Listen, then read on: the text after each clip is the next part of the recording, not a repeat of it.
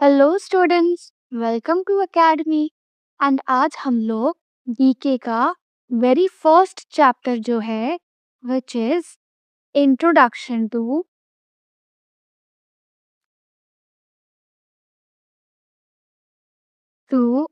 Book keeping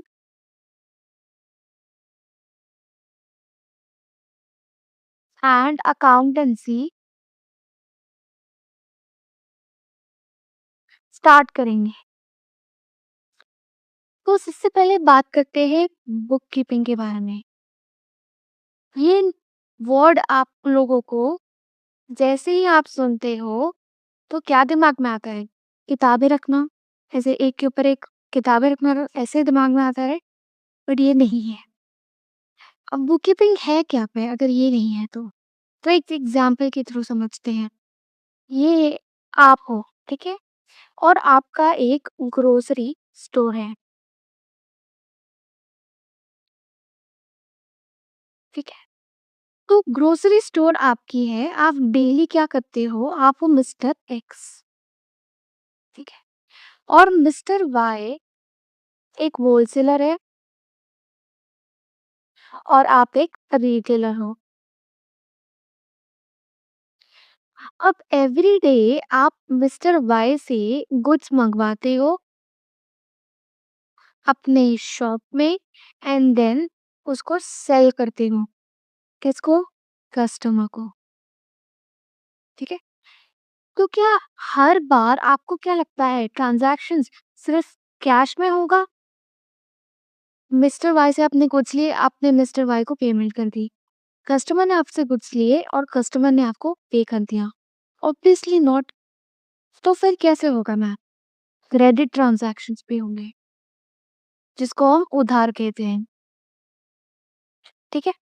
तो ऐसे कई सिनेरियोज होंगे जहाँ पे मिस्टर वाई से आप गुड्स लोगे, उसका एडवांस पे करोगे एंड बोलोगे बैलेंस मैं मंथ एंड पे देता हूँ। सिमिलरली कस्टमर्स आपसे गुड्स परचेज करेंगे और बोलेंगे कि आप मेरे बुक्स में डाल दो, वो कहते हैं ना अकाउंट में डाल दो, मेरे खाते में डाल दो। तो एक तो कस्टमर तो ठीक है, आपको याद रह जाएगा कि मिस्टर वाई से मुझे 25,000 के गुड्स रिसीव हुए थे, जिसमें से मैंने 12,500 रुपए एडवांस दिया था और बाकी बचे 12,500 मेरे बैलेंस है, जिसको मेरे को मंथ एंड को देना है। लेकिन अगर एक से ज्यादा सप्लायर हुए तो लाइक अगर 10 सप्लायर है और उनके 10 तरह के रिकॉर्ड्स हैं, सबके 12,500 होंगे जरूरी नहीं, किसी का 500 होगा, किसी का 1000 होगा, किसी का 10,000 होगा, ये आपको पता कैसे चलेगा? वैसे ही कस्टमर जो आपसे गुड्स खरीद रहे हैं, तो एक ही कस्टमर तो नहीं लेगा ना आपसे सारे गुड्स। 50 से ज्यादा, 20 कस्टमर, 50 कस्टमर, 100 कस्टमर हो सकते हैं। तो क्या आपको सब कुछ याद रहेगा? ये एक सवाल है। ऑब्वियस यू नो, क्योंकि ह्यूमन ब्रेन इतनी सारी चीजें कैसे याद रख सकता है? तो इसलिए आप क्या करोगे, एक नॉर्मल नॉर्मल से नॉर्मल इंसान एक ऐसा नॉर्मल सा बुक बनाएगा, ठीक है। आपने देखा होगा जो किराने की दुकान चलाते हैं ना, उनके पास एक ऐसे नोटबुक होती है जिसमें वो लोग ऐसे लिखते हैं सप्लायर, और उसी के दूसरे साइड नोटबुक पे लिखा हुआ उन्होंने कस्टमर, जिसमें वाई पे लिखेंगे 12,500 बाकी। ऐसा मैंने देखा है और नोटबुक्स में वो लिखते हैं। फिर कस्टमर से 500 रुपये लेना। ऐसे वो लोग जितने भी उनके सप्लायर या जितने भी उनके कस्टमर होंगे, उन सबका वो लोग ऐसे रिकॉर्ड मेंटेन करेंगे। लेकिन अगर सपोज ये मिस्टर ए का तरीका है, लेकिन आप मिस्टर एक्स हो, आपको ये तरीका थोड़ा आउटडेटेड लगता है, आपको समझ में नहीं आ रहा है कि इसे क्या बाकी है, तो आप क्या करते हो, एक ऐसा बनाते हो जहाँ पे आप लिखते हो पहले डेट, फिर आप बनाते हो पर्टिकुलर्स, फिर आप लिखते हो अमाउंट टू बी पेड और अमाउंट टू बी रिसीव्ड। तो आप खुद देख के बताओ ये अच्छा लग रहा है या ये अच्छा लग रहा है? आपको नहीं लगता आपको डेट पता चलेगी किस दिन मैंने लिया था? अगर कल को कोई आपसे पूछता है कि मिस्टर वाई के पास 12,500 क्यों बाकी हैं? कब आपने कितने रुपए के गुड्स लिए थे? तो आप अपने रजिस्टर ओपन करोगे, आपको पता चल जाएगा कि हाँ, मैंने 1st मई को लिया था और उसका पेमेंट ड्यू है 30th मई। ये हमको डेट से पता चल रहा है। फिर हम लोग पर्टिकुलर्स में लिखेंगे अकाउंट। अकाउंट नॉर्मल भाषा में भी हम लोग समझ लेते हैं मिस्टर वाई का पर्सनल अकाउंट, ठीक है? मिस्टर ए जो आपका कस्टमर है। अब आप यहाँ पे लिखोगे अमाउंट टू बी पेड, तो सप्लायर को पे करना है तो आप लिखोगे 12,500 और मिस्टर ए से रिसीव करना है 500। तो आपको नहीं लगता आपको पता चलेगा कितना आपको 30th मई तक सपोज 50,000 देना है और 1,00,000 आपको मिलेगा। तो नेट नेट अगर आप देखोगे तो आपका 50,000 प्रॉफिट हुआ, है ना? तो ये थोड़ा ज़्यादा स्टैंडर्ड तरीका नहीं लगता? इससे आपको सारे रिकॉर्ड्स पता चलेंगे आपके कि आपको कितने पैसे लेने थे, देना था, कौन-सी डेट पे आपने वो ट्रांज़ैक्शन किया, किस व्यक्ति से आपने ट्रांज़ैक्शन किया। तो इसी को तो हम कहते हैं बुक कीपिंग।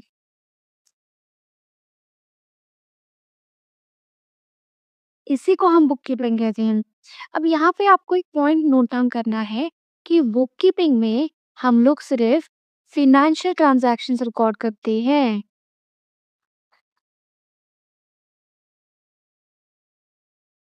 हम लोग सिर्फ फाइनेंशियल ट्रांजैक्शंस रिकॉर्ड करते हैं।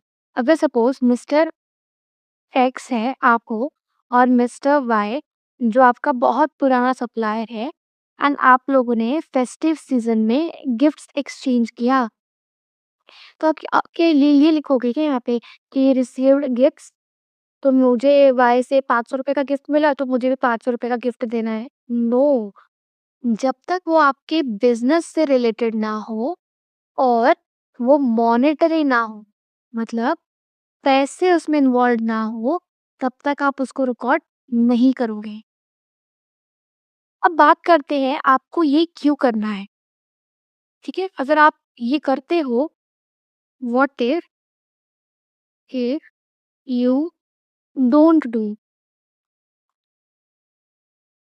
ये पहले आंसर करते हैं। क्योंकि अक्सर अगर आपको पता चलता है व्हाई बिफोर व्हाट, तो आपकी अंडरस्टैंडिंग एकदम नेक्स्ट लेवल की होती है। तो हम लोग वही व्हाई समझते हैं बिफोर व्हाट, ठीक है? तो बात कर लेते हैं अगर आपने बुक कीपिंग नहीं किया तो सबसे पहला हमने जैसे डिस्कस किया कि you can not remember each and every transaction of your business, ठीक है? दूसरा क्या कारण हो सकता है? अगर सपोज मुझे ऐसा लग रहा है कि मेरा बिजनेस ग्रो कर सकता है, ग्रोथ पोटेंशियल है, तो मैं सोर्सेस ऑफ फंड्स सर्च करना शुरू करूंगी। एंड अगर मुझे बैंक लोन के लिए अप्लाई करना है तो बैंक लोन मुझे किस बेसिस पे मिलेगा? सिर्फ प्रॉपर्टी रखने से नहीं मिलता है, मॉर्टगेज करने से नहीं मिलता है। आपको आपके रिकॉर्ड्स दिखाने होते हैं कि आप किस बुनियाद पे ऐसे लग रहा है कि आपका बिजनेस ग्रो करेगा। तो इसलिए it serves as permanent record of your transactions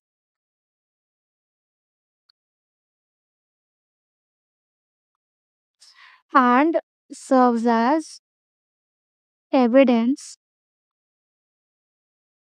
in court of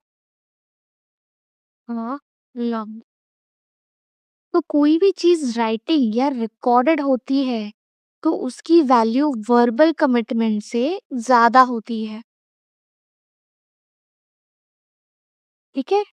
तो आपको इस बात का ध्यान रखना है कि अगर आप रिकॉर्डिंग करते हो, तो आपको नहीं लगता वो परमानेंट परमानेंट रिकॉर्ड बनेगा and even evidence in court of law होगा।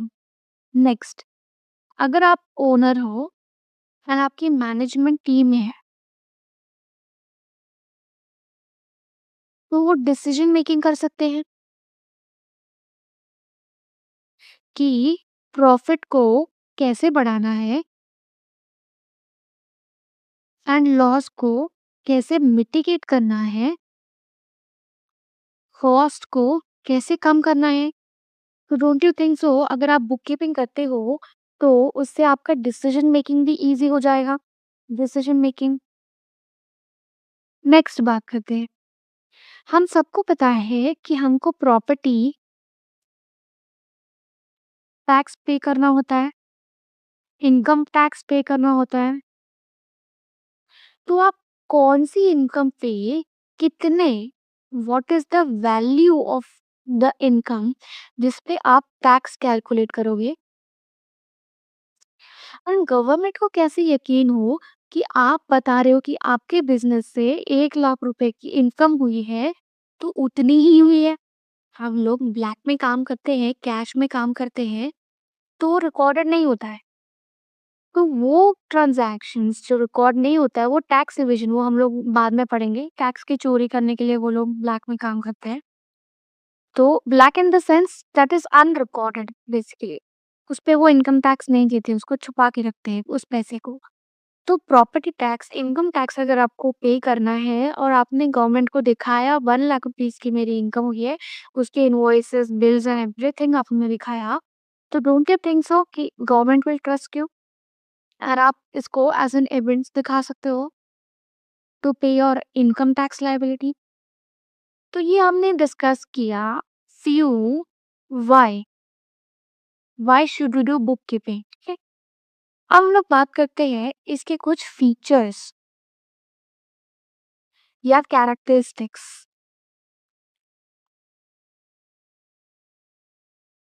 तो बुक कीपिंग की क्या खूबियाँ हैं? खूबी, ठीक है? व्हाट इज़ द फीचर और कैरेक्टरिस्टिक्स ऑफ कीपिंग? या तो फिर ऑब्जेक्टिव, बुक कीपिंग क्यों करना चाहिए? किस तरह के आपके गोल्स अचीव हो जाएँगे? वो भी आंसर करता है आपका बुक कीपिंग। फिर हम लोग बात करेंगे about importance of book keeping and utility.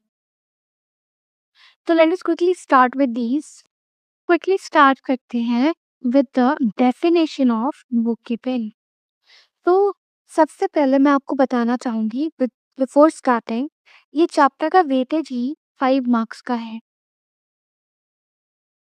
And book keeping के सब्जेक्ट में आपको थ्योरी क्वेश्चंस नहीं आते हैं, अनलाइक ओसीएम या इकोनॉमिक्स या एसपी।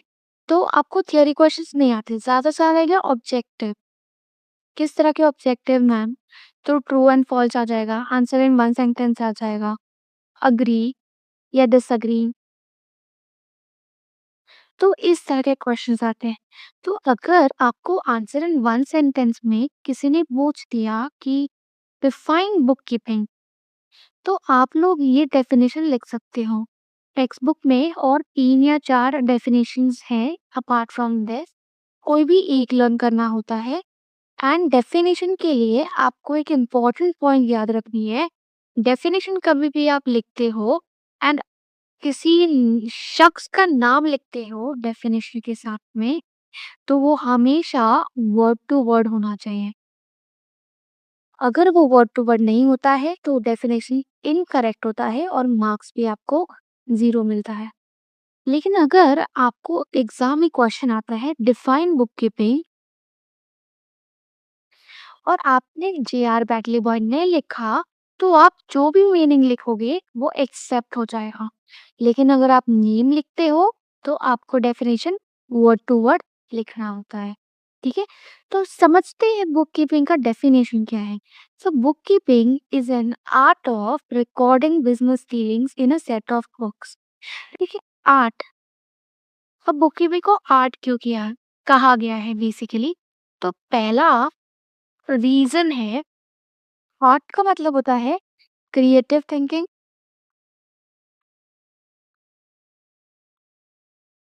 तो हम यहाँ पे अपनी क्रिएटिविटी नहीं दिखाते हैं, इसकी जगह पे हम अपने प्रोफेशनल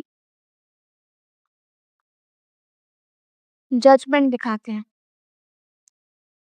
अब इससे क्या मतलब है मेरा?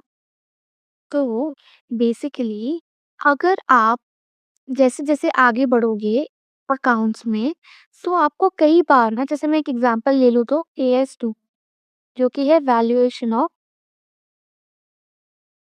इन्वेंटरीज के ऊपर। तो वैल्यूएशन ऑफ इन्वेंटरीज कहता है कि आपका जो बैलेंस शीट में वैल्यू है वो लोअर ऑफ कॉस्ट या NRV होना चाहिए। कॉस्ट मतलब आपको इन्वेंटरी बनाने का टोटल कितना खर्चा लगा, एंड NRV मतलब नेट रियलाइजेबल वैल्यू। अगर आज आपको इन्वेंटरी मार्केट में सेल करने जाते हो तो आपको कितने पैसे मिलेंगे। तो lower of these two, suppose cost है 50K एंड NRV है 1L, 1 lakh rupees, and cost है 50K, तो आप अपने बुक्स में रिकॉर्ड करोगे 50K। तो ये हो गया प्रोफेशनल जजमेंट। अब ये तो लॉ में डिफाइंड था, लेकिन कई बार ऐसा होगा कि कहीं कहीं पे लॉ लाइक एम्बिगियस है, मतलब क्लैरिटी नहीं है, तो वहां पे आपको अपना प्रोफेशनल जजमेंट यूज करना होता है। दूसरा रीजन क्या है मैम? आर्ट में हम लोग ड्रॉ करते हैं, यहाँ पे भी हम लोग ड्राइंग करेंगे, लेकिन क्या ड्रॉ करेंगे? हम लोग ड्रॉ करेंगे फॉर्मेट, प्रोफोर्मा। तो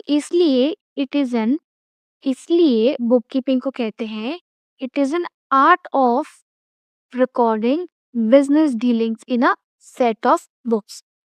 So students repeat after me ताकि आपको ये definition on spot learn हो जाए। What is bookkeeping? It is an art of recording business dealings in a set of books. तो बात कर लेते हैं फीचर्स ऑफ बुककीपिंग की। So it is a method of recording business day to day business transactions. आप पूछोगे ma'am क्या ये एग्जाम में क्वेश्चन आएगा? मैं कहूंगी नहीं। और ना ही ऑब्जेक्टिव्स पे, ना ही इम्पोर्टेंस पे, और ना ही यूटिलिटी पे एग्जाम में क्वेश्चन आएगा। लेकिन ये आपकी अंडरस्टैंडिंग के लिए बहुत ज़्यादा इम्पोर्टेंट है, क्योंकि ये सब्जेक्ट जो है बुक कीपिंग का, ये आप अपने लाइफ में फर्स्ट टाइम पढ़ रहे हो, तो कम फाउंडेशन क्लियर होना ज़रूरी है। तो इसलिए आपको पढ़ना चाहिए। इसलिए मैं पूरा डिटेल में कवर अप करूँगी। एग्ज़ाम के 1 दिन पहले भी अगर आप ये वीडियो देखोगे, तो आपको इन डेप्थ क्लैरिटी मिलेगी। तो फीचर्स ऑफ बुक कीपिंग क्या है? It is a method of recording day to day business transactions. Only financial transactions are recorded. ये हम लोग ने अपने डिस्कशन में ऑलरेडी डिस्कस किया। All records are prepared for a specific period which are useful for future references. तो बच्चों, आप लोग हमेशा याद रखना, अकाउंटिंग में काउंटिंग ईयर होता है जो स्टार्ट होता है 1 अप्रैल से लेके 31 मार्च। 1 साल का अकाउंटिंग ईयर होता है। सो उस ईयर के लिए ही हम लोग अकाउंट्स प्रिपेयर करते हैं। Records are based on rules and regulation. जैसा कि हम लोगों ने AS2 देखा, तो जहां जहां आप इन्वेंट्री देखोगे वहां पे आपको ये रूल अप्लाई करना होगा। Next is it is art of recording business transactions scientifically. हमने तो अभी आर्ट क्यों है ये समझ लिया, बट साइंस क्यों बोला है? क्या इसमें हम लोग HCl प्लस सल्फ्यूरिक एसिड का, आई डोंट रिमेम्बर क्या केमिकल इक्वेशन है, बट मैं CO2 ले रही हूँ, carbon dioxide equals to something something, क्या हम लोग ऐसा कुछ लिखने वाले हैं? Obviously no. तो इसको साइंस क्यों बोला गया मैम? साइंस इसलिए बोला गया, अगेन इसके 2 रीजन है। पहला, साइंस में एक स्ट्रक्चर्ड अप्रोच होता है। आपको पता है कि वाटर में हाइड्रोजन होता है, H2O होता है, फिर कार्बन डाइऑक्साइड होता है, फिर मीथेन CH4 होता है, ये आपको पता है। तो वैसे ही बुक कीपिंग में एक स्ट्रक्चर्ड अप्रोच फॉलो किया जाता है। एंड दूसरा रीज़न क्या है मैम? यहाँ पे भी फ़ॉर्मूलाज़ होते हैं just like science, just like science.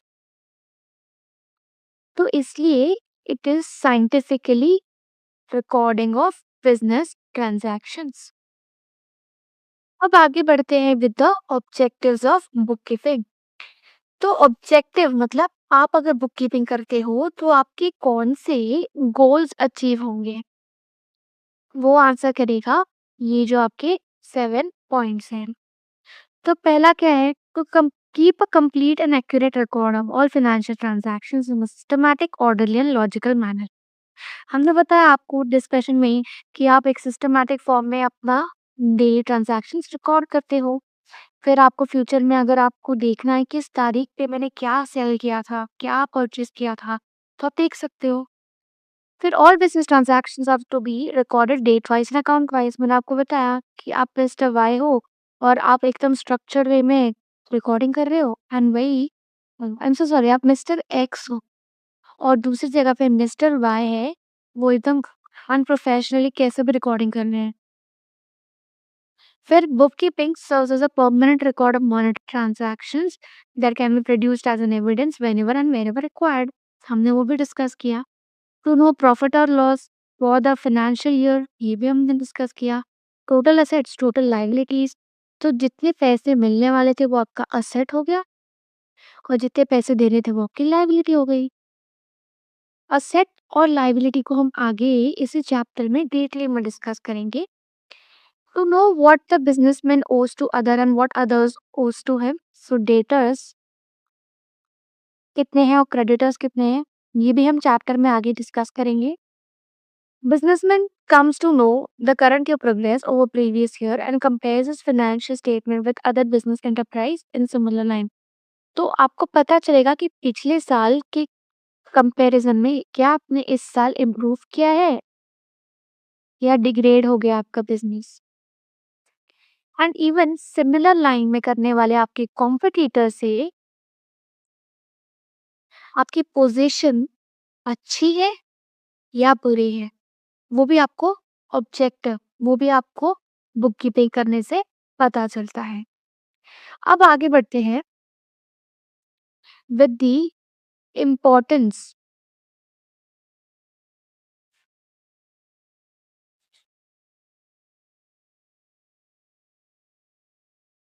With the importance of book keeping. तो सबसे पहला है record. It is not possible for anyone to remember all transaction. Bookkeeping maintains records of all transactions permanently and systematically in the books of accounts. ये भी हमने discuss किया। Next is financial information. आपको profit पता चलता है, loss, assets, liabilities, investment in stock, decision making, management and business controlling. आपको पता चलता है कि बिजनेस में चल क्या रहा है, उसके अकॉर्डिंगली आप बिजनेस को कंट्रोल कर सकते हो। लेकिन अगर आपको पता ही नहीं कि आपके बिजनेस में किस तरह की एक्टिविटीज हो रही है, तो आप कंट्रोल कैसे करोगे? Evidence can be produced in court of law in case of any disputes.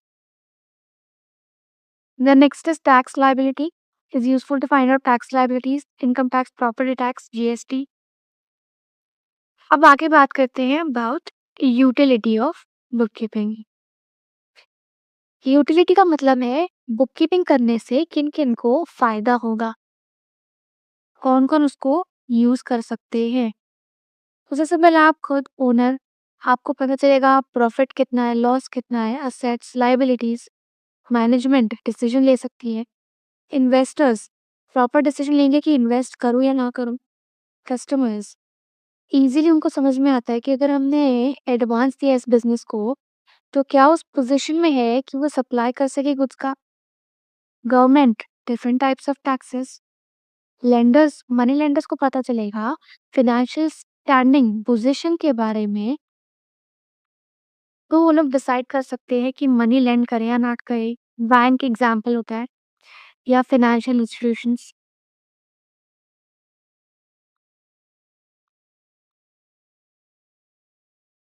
ठीक है? फिर डेवलपमेंट की बात करते हैं, तो बिज़नेस एंटरप्राइज़ में ग्रोथ पोटेंशियल है या नहीं, ये भी आपको कैसे पता चलता है with the help of bookkeeping.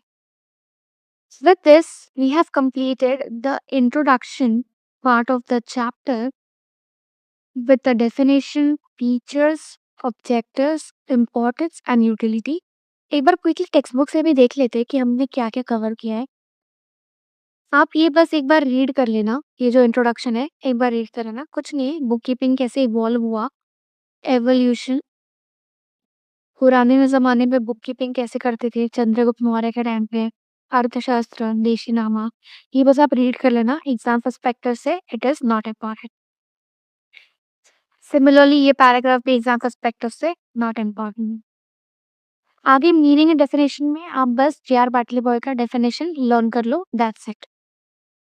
फिर फीचर्स, ये बस आपको अंडरस्टैंड होना चाहिए कि अगर ट्रू और फॉल्स में आ गया, like in book keeping financial and non financial transactions are recorded, तो आप बोलोगे false. In book keeping only financial transactions are recorded. Then all records are like in bookkeeping, records are prepared for the entire life of the business, तो क्या आएगा false. तो ये clarity होनी चाहिए, आपको लर्न नहीं करना है इसे, you don't have to learn this, क्योंकि ये थ्योरी क्वेश्चन के लिए नहीं आएगा। Write the objectives of book keeping, features of book keeping, no. True और फॉल्स, अग्री डिसएग्री, बस स्टेटमेंट फॉर्म में आएगा और कुछ नहीं। फिर इम्पोर्टेंस भी बस ये सब एक बार ऊपर ऊपर से रीड कर लेना, लर्न करने की जरूरत नहीं है। देन यूटिलिटी, ये तो बिल्कुल भी एग्जाम पर्सपेक्टिव से इम्पोर्टेंट नहीं है, क्योंकि इस पे क्या ही क्वेश्चन पूछेंगे। हर कोई जो रिकॉर्ड देख सकता है उसके वो काम का है। It's as simple as it seems.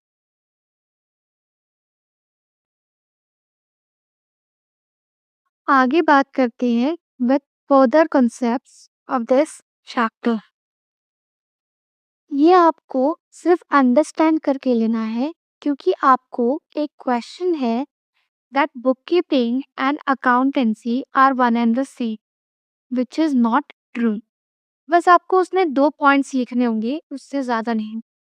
फिर भी मैं आपको सारे पॉइंटर्स एक्सप्लेन कर देती हूँ। पहला बात करते हैं मीनिंग की। So it is concern with recording and classifying business transactions. Recording मतलब, अगर सपोज मैं सेल कर रही हूँ, आप मिस्टर एक्स हो, आपने मिस्टर ए को गुड्स सेल किया, वो भी कैश में, पूरा कैश ट्रांजैक्शन हुआ है।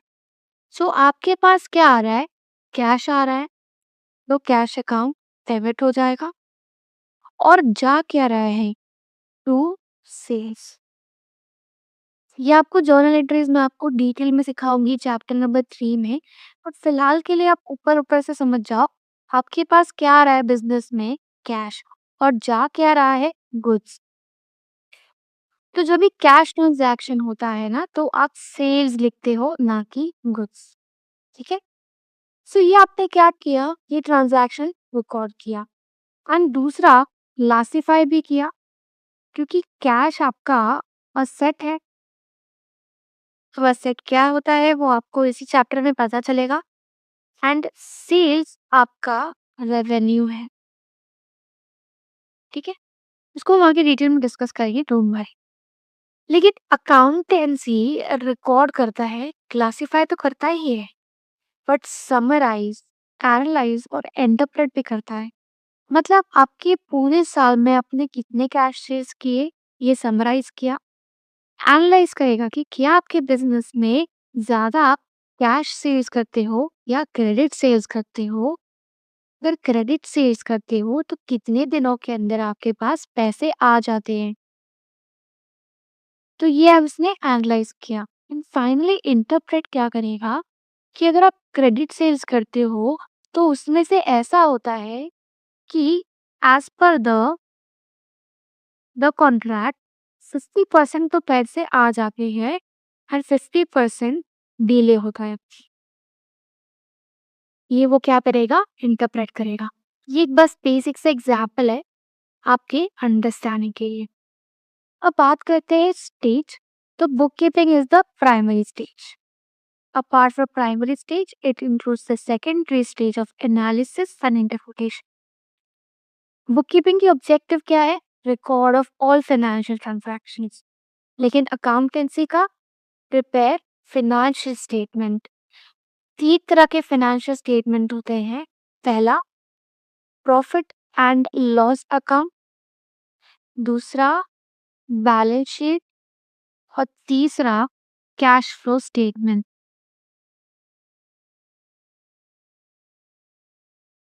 और भी एक होता है जो आपको अगर आप सीए कोर्स में एनरोल करते हो तब आपको सीखने मिलेगा, which is statement of changes in equity and notes to accounts. तो नोट्स टू अकाउंट्स तो बैलेंस शीट के साथ ही मिलता है, but statement of changes in equity एक अलग तरह का फाइनेंशियल स्टेटमेंट होता है। ठीक है। पर responsibility, junior staff is responsible and accountancy में senior staff is responsible. I repeat again, ये जो डेफिनेशन है ये सबका एंड ये जो पूरा डिफरेंस चार्ट है, ये एग्जाम में क्वेश्चन नहीं आएगा। बट ऑब्जेक्टिव में अगर उन्होंने लिख दिया that bookkeeping is the secondary stage, तो ट्रू और फॉल्स में आपको वो आ सकता है। तो इसको सिर्फ आपको अंडरस्टैंड करके लेना है, लर्निंग इसमें कुछ नहीं करनी है। एंड अगर आप ये वीडियो 2 बार देख लोगे ना तो आपको एकदम परमानेंट अंडरस्टैंडिंग हो जाएगी। और एग्जाम के 1 दिन पहले अगर आपने वीडियो देख लिया तो भी आपको काफ़ी हेल्प होगी। अब आगे बढ़ते हैं with the outcomes of bookkeeping. तो जर्नल और लेजर आता है। ये क्या होता है ये चैप्टर 3 में आपको पता चल जाएगा एंड 4 में। लेकिन अकाउंटेंसी का profit and loss account, balance sheet ये आपको 12th में और 11th में थोड़ा-सा लास्ट चैप्टर्स में है। वो आपको मैं एकदम अच्छे से समझाऊँगी। फिर period bookkeeping gives you day to day transaction details, accountancy entire year, analysis does not require analysis, requires analysis. Decision making, management रोज के डेटा पे कैसे डिसीजन बना सकता है, बट अगर आपने एनालिसिस किया है तो मैनेजमेंट क्रिटिकल बिजनेस डिसीजंस ले सकता है। Skills required, it does not require any skill and requires analytical skill. I repeat again, ये आपको लर्न नहीं करना है, सिर्फ अंडरस्टैंड करना है। ठीक है।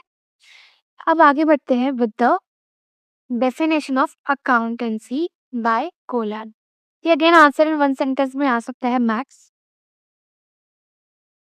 तो इसलिए आई सजेस्ट इसको आप लर्न किया। एक लाइन का डेफिनेशन है, accountancy refers to entire body of theory and process of accounting. Very simple. अब आगे बढ़ते हैं विद द बेसिस ऑफ या मेथड्स ऑफ अकाउंटिंग सिस्टम।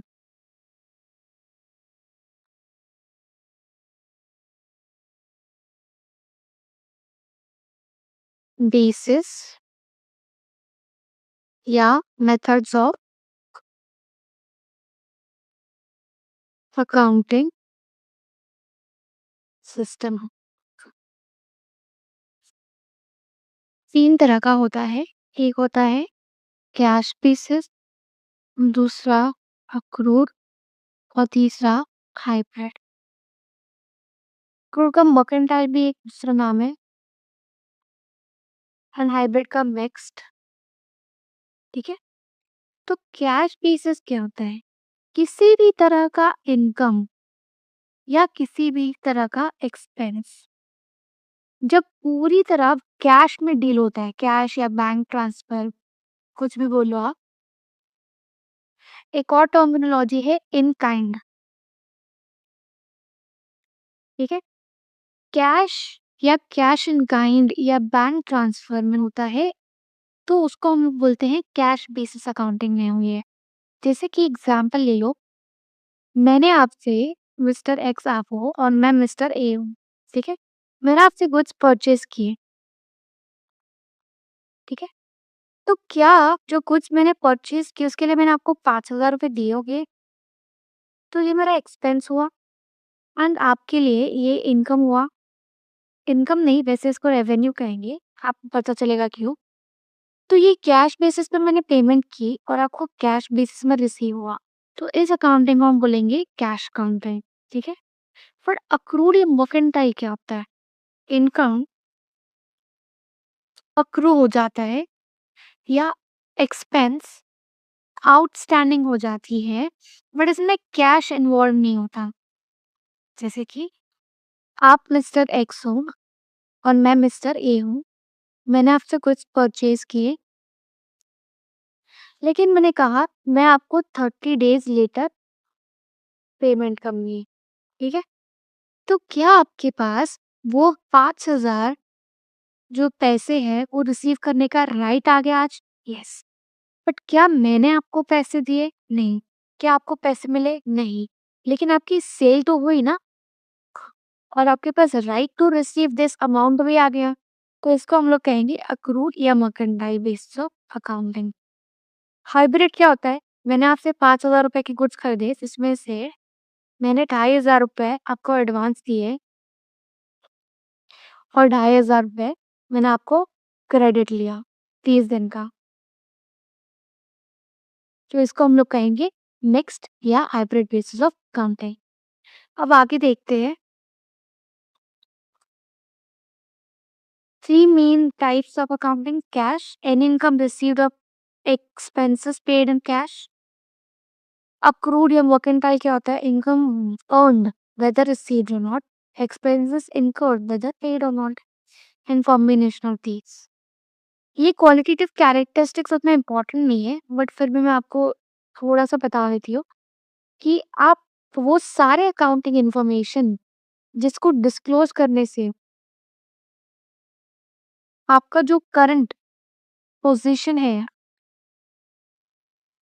उस पे इम्पैक्ट आ सकता है, तो आपको करना है। रिलायबिलिटी, आपको नहीं लगता प्लांट एंड मशीनरी से ज्यादा रिलायबल आपके करंट एसेट्स हैं? क्यों? क्योंकि आपको पता चलता है कि आपके रियल टाइम में आपके पास कितना स्टॉक पड़ा है, आपने उस ईयर में कितना स्टॉक बनाया। तो इसलिए कितना स्टॉक बिका और कितना स्टॉक आपके पास पड़ा है, क्लोजिंग स्टॉक। अगर आप शार्क टैंक देखते हो तो वहां पे एक टर्म यूज करते हैं, डेड स्टॉक। ये ज्यादातर फैशन इंडस्ट्री में होता है। तो डेड स्टॉक क्या होता है कि फैशन आउटडेट हो गया और आपके पास उस फैशन के कपड़े पड़े हैं, लेकिन वो फैशन मार्केट से चला गया है, तो कोई वो खरीद नहीं रहा है, तो वो आपका डेड स्टॉक हो जाता है। तो ये डेड स्टॉक अगर आपने डिस्क्लोज नहीं किया तो देखने वाले को तो ये लगेगा ना कि आपके पास इतने सारे स्टॉक पड़े हैं, जो पैसे में कन्वर्ट हो सकते हैं, लेकिन ये गलत है क्योंकि वो डेड स्टॉक है। तो वो रिलायबल इंफॉर्मेशन होना चाहिए। रेलेवेंस, जो भी इंफॉर्मेशन जिसको डिस्क्लोज करना चाहिए आपको, आपका आउटकम ऑफ बिजनेस चेंज हो जाएगा उसके डिस्क्लोज होने से, उसका रेलेवेंस है आपके डिस्क्लोजर से, तो उसको हम कहेंगे relevance of the accounting information. Understandability, आपको अपनी अकाउंटिंग इंफॉर्मेशन को इस तरह प्रेजेंट करना है कि वो इजी टू अंडरस्टैंड हो for the users. Next is comparability, अगर इंफॉर्मेशन कंपेरेबल है तो अगर आपने सुना होगा जैसे इंडस्ट्री का बेंचमार्क होता है, ठीक है, हर इंडस्ट्री का ना बेंचमार्क होता है कि अगर आप उस इंडस्ट्री में हो तो आपका 1% नॉर्मल लॉस होगा, ठीक है, और 2% आपका प्रॉफिट तो होना ही चाहिए। तो ये बेंचमार्क सेट होता है एंड इस बेंचमार्क की वजह से आप अपने बिजनेस के करंट सिचुएशन को कंपेयर करते हो with these benchmarks to understand कि आपकी पोजीशन क्या है मार्केट में। तो उसको हम कहते हैं कंपेरेबिलिटी ऑफ फाइनेंशियल इंफॉर्मेशन। अब आगे बढ़ते हैं विथ इम्पोर्टेंट अकाउंटिंग टर्म्स। ये जो है ना इसमें मैं काफी एम्फेसिस दूंगी क्योंकि अगर आपको ये समझ में आ गया ना तो आगे के चैप्टर्स में ये सारे वर्ड्स यूज किए गए हैं, तो आपको डिफिकल्टी नहीं होगी। लेकिन अगर आपको ये वर्ड्स नहीं समझ में आए तो आपको आगे के चैप्टर्स में थोड़ी सी डिफिकल्टी हो सकती है, तो इसलिए ध्यान से सुनिए प्लीज। मैंने इतनी बार स्टार्ट में बोला मॉनेटरी ट्रांजैक्शंस, तो ट्रांजैक्शंस होता क्या है? ट्रांजैक्शन का मतलब है exchange of goods and services between two और मोर पर्सन्स फॉर मनी, और money is what is known as transactions. तो मैंने आपको गुड्स दिया और आपने मुझे पैसे दिए, मनी और money is what. Monetary transaction और नॉन मॉनेटरी ट्रांजैक्शन दो तरह के ट्रांजैक्शंस होते हैं। मॉनेटरी ट्रांज़ैक्शंस वो होता है जिसमें पैसे की इन्वॉल्वमेंट होती है, ठीक है? वो कैश ट्रांज़ैक्शंस हो सकता है या क्रेडिट ट्रांज़ैक्शंस हो सकता है। कैश मतलब real time settlement, purchase of goods for cash, payment of salary.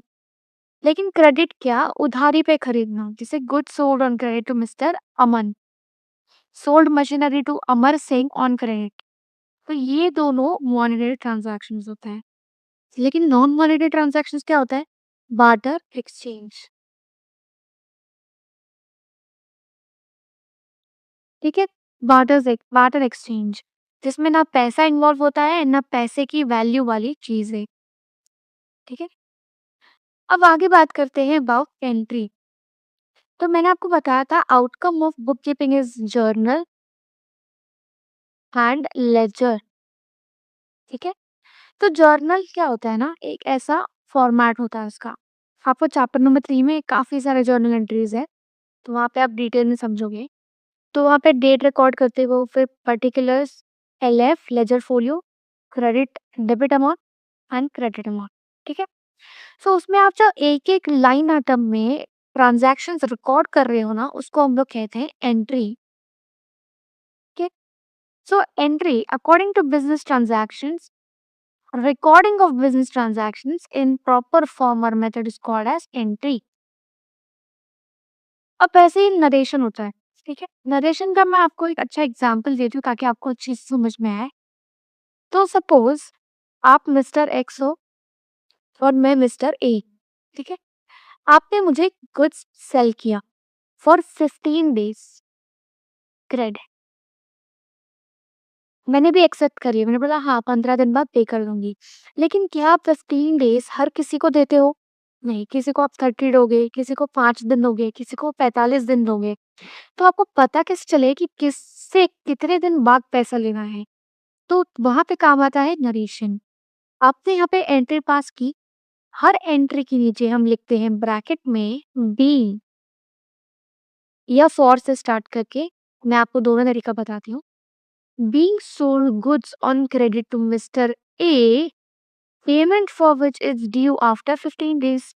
तो मैं वो ट्रांजैक्शन जब भी देखूंगी तो मुझे इस एक्स्ट्रा इंफॉर्मेशन के सेक्शन की वजह से पता चलेगा कि मिस्टर ए से मुझे 15 दिन बाद पेमेंट लेना है।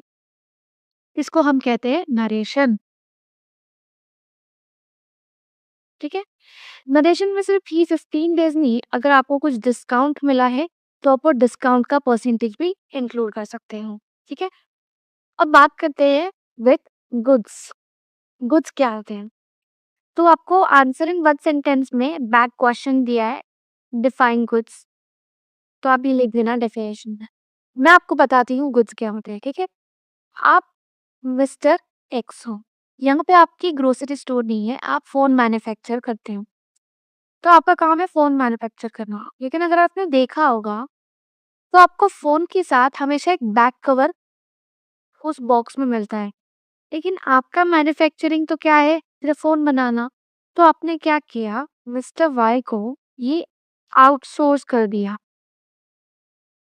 मतलब मिस्टर वाई से आप ये बैक कवर खरीदते हो, रेडीमेड बैक कवर खरीदते हो, फिर अपने फोन के साथ उसको पैकेज करके सेल करते हो, एक कमोडिटी बना के, ठीक है?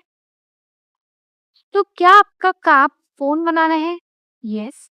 क्या आपका काम बैक कवर बनाना है? नो। लेकिन आप मिस्टर वाई से खरीद के उसको अपने फ़ोन के पैकेजिंग में डाल रहे हो? यस। तो आपको नहीं लगता फ़ोन के साथ बैक कवर भी आपका स्टॉक है? बैक कवर भी आपका गुड्स है?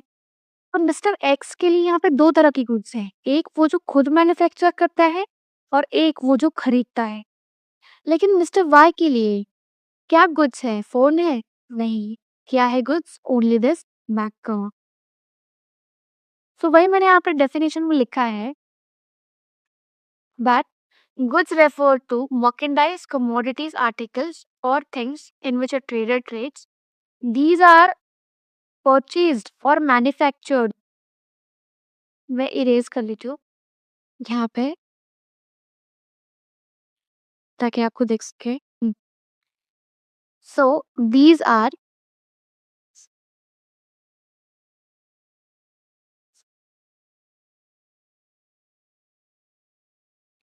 purchased or manufactured for the purpose of sale to earn profit.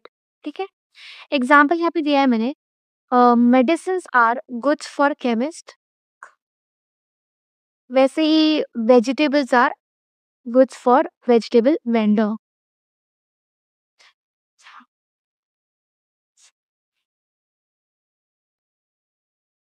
तो अब बात करते हैं अबाउट कैपिटल। ठीक है, तो कैपिटल नॉर्मल भाषा में बोलूं तो ओनर ने, आप बिजनेस ओनर हो, आपने कितने पैसे इन्वेस्ट किए हैं अपने बिजनेस में, उसको हम लोग बोलते हैं कैपिटल। सो अगर आप रीड करो तो it is the total amount invested into the business by the business owner is called as capital. ये बहुत इंपॉर्टेंट अकाउंटिंग इक्वेशन है, आप अपने टेक्स्ट बुक में जितने स्टार बना सकते हो उतने बना लो, जो आपको लाइफ लॉन्ग काम आएंगे। Capital equals to assets minus liabilities. अब असेट लाइबिलिटीज क्या है, आपको इधर ही कहीं, आपको नीचे में बताऊंगी, अभी थोड़ी ही देर में बताऊंगी असेट्स क्या होता है, लाइबिलिटीज क्या होता है और उसके टाइप्स क्या हैं। ठीक है, बट फिलहाल के लिए आप ये इक्वेशन लर्न कर लो, capital equals to assets minus liabilities. Next concept है ड्राइंग। ये आपको जर्नल एंट्री में बहुत बार काम आएगा, जर्नल एंट्री में। अब ड्राइंग क्या होता है, क्या ये ऐसे ड्राइंग करना, इसको ड्राइंग कहेंगे? नहीं, ड्राइंग का मतलब होता है अपने बिजनेस के कमाए हुए रेवेन्यू को या इनकम को अपने पर्सनल एक्सपेंस पे करने के लिए इस्तेमाल किया। जैसे कि अगर कोई सोल प्रोप्राइटर है, मतलब अकेला बंदा बिजनेस मेंटेन कर रहा है, तो उसने 5,000 रुपए अपने इनकम से निकाल के अपने बच्चे के ट्यूशन फीस भर दिए। ठीक है, तो ये 5,000 क्या उसने बिजनेस में डाला? नहीं, उसने अपने पर्सनल खर्चे के लिए निकाला। तो इस 5,000 को आप ड्राइंग्स के नाम पे अपने प्रॉफिट एंड लॉस में दिखाओगे। ये सब आपको डिटेल में अभी, आई अंडरस्टैंड काफी फ्रेश है और फिर आपको सब कंफ्यूजिंग लग रहा होगा, बट धीरे धीरे सुनते जाओ एंड जैसे जैसे चैप्टर्स हम कंप्लीट करते जाएंगे आपको काफी क्लैरिटी आएगी कि ड्राइंग क्या होती है, जर्नल एंट्री क्या होता है, फिर पीएनएल मैम क्या बोल रही है, प्रॉफिट एंड लॉस अकाउंट, फिर बैलेंस शीट मैम क्या बोल रही है, ये सब आपको धीरे धीरे पता चलेगा। और एक साथ अगर मैं आपको बता भी दूं तो आपको नहीं समझ में आएगा, तो इसलिए मैं सिर्फ अभी टर्म बता रही हूँ, वो आप ध्यान में रखो और कुछ नहीं। Next is debtor. तो मैंने आपको बताया कि स्टार्ट ऑफ द डिस्कशन में कि मिस्टर वाई से आपने गुड्स उधार पे लिए हैं, आप मिस्टर एक्स हो। तो ऐसा नहीं लगता आपको कि मिस्टर एक्स मतलब आपको मिस्टर वाई को पेमेंट करना है? तो मिस्टर वाई को पैसे मिलने वाले हैं और आपको पैसे देने हैं। तो जो पैसे देने वाला होता है उसको बोलते हैं डेटर। अब डेटर किसकी बुक में? मिस्टर वाई के बुक में आप देखोगे डेटर, एंड आपके बुक में मिस्टर वाई जिसको पैसे देने हैं वो दिखेगा क्रेडिटर। ठीक है, तो डेफिनेशन देख लेते हैं। A person who has to pay the business for getting goods and services on credit.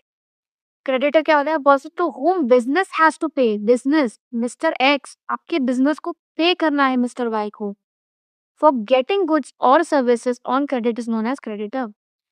A creditor is a person to whom business owes money. ये काफी कंफ्यूजिंग वर्ड है, owes and owed। ठीक है, सो business ओज money मतलब business को देना है पैसे, देना। अब याद रखो हिंदी वाला वर्जन ओज का देना। टू whom, अब debtor is a person who owes money to the business. Debtor देना बिजनेस, तुरंत इसे हिंदी में ट्रांसलेट कर लो। डेटर देना बिजनेस मतलब डेटर को देना है बिजनेस को। is a person to whom business owes money, business देना मनी, तो बिजनेस को देना है मनी, बिजनेस को मिलने वाला है मनी। समझा? अब आगे बढ़ते हैं with the concept called bad debts. अब बैड डेट्स का जो कॉन्सेप्ट है ना, ये डेटर से आया है। ऐसा क्यों? आपको क्या लगता है कि आपसे जो भी उधार पे गुड्स लेता है, ये वादा करके कि वो आपको पेमेंट करेगा, वो पक्का वादा का होगा? मतलब वो आपको फॉर श्योर पेमेंट करेगा? ये श्योर नहीं है, right? There is no surety कि वो आपको पेमेंट करेगा। एंड ऐसा भी हो सकता है कि आपके पैसे डूब जाए एंड उस डेटर के पास असेट भी ना हो जिसको पैसे लाइक आप उसको बेच के अपने पैसे रिकवर कर सको। तो इस सिचुएशन में क्या होगा, आपके जो उधार के पैसे थे, क्रेडिट के पैसे थे, वो डूब गए। उस डूबे हुए पैसे को हम बोलते हैं बैड डेट्स। ये बैड डेट्स आता है आपके डेटर्स से, जो डेटर्स आपको पैसे नहीं दे पाते हैं, तो उनकी वजह से आता है बैड डेट्स। नेक्स्ट कॉन्सेप्ट है एक्सपेंडिचर। एंड एक्सपेंडिचर के साथ ही मैं आपको डिस्काउंट का कॉन्सेप्ट भी पढ़ा देती हूँ, ताकि आपको ईज़ी होगा, ठीक है? तो अब अपने एक्सप्लेनेशन पे जाते हैं।